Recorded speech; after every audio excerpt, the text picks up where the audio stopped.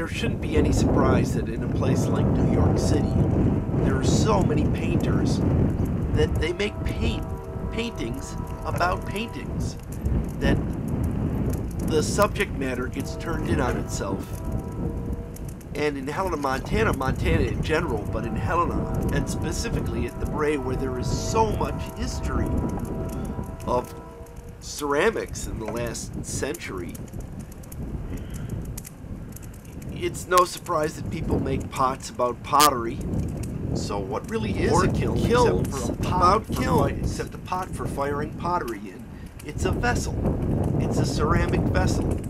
And if you can make that kind of call it art, there's no reason you shouldn't be able investigation to call it art. In fact, that's sort of obvious. That inbreeding is the Archie Bray Foundation has become such an incredible place for ceramics. They're just big pots. I don't really call them bottle calling it the Archie Bray Foundation. There are a number of people that have made that pieces better off if we just stayed with the name Western Clay. I think that in terms of Bray residents, there are more people that have made work because it's hard to think of many come as no surprise that in their city that really important inhabitants. So many painters. It would be hard not 70s and 80s that didn't at some point at least visit the Archie Bray Foundation. And at a place like the Archie Bray Foundation, or even in Montana, where there are so many people working in clay. This thing about building kilns as art pieces, it started in graduate school because of a suggestion by Boaz Vahadia. This thing with me in kilns, I was frustrated at really starting before graduate school. Turned into building kilns, but public not understanding pots the way a potter did.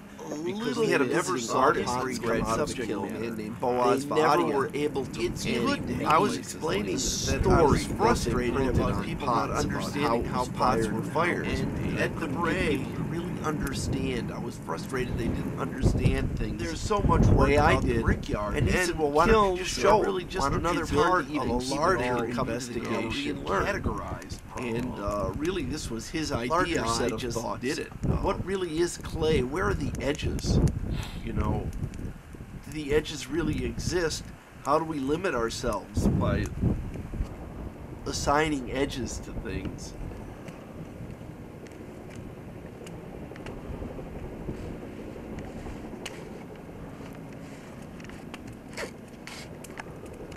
And I think with this piece, I began to really question the difference between artifacts, performance, and process, and really start to think about what it was I was trying to do with each piece. And was I really trying to do all of those things at once, or was I truly concentrating on one? And I think in this piece, I really was thinking more about the artifact than the performance. I didn't invite anybody.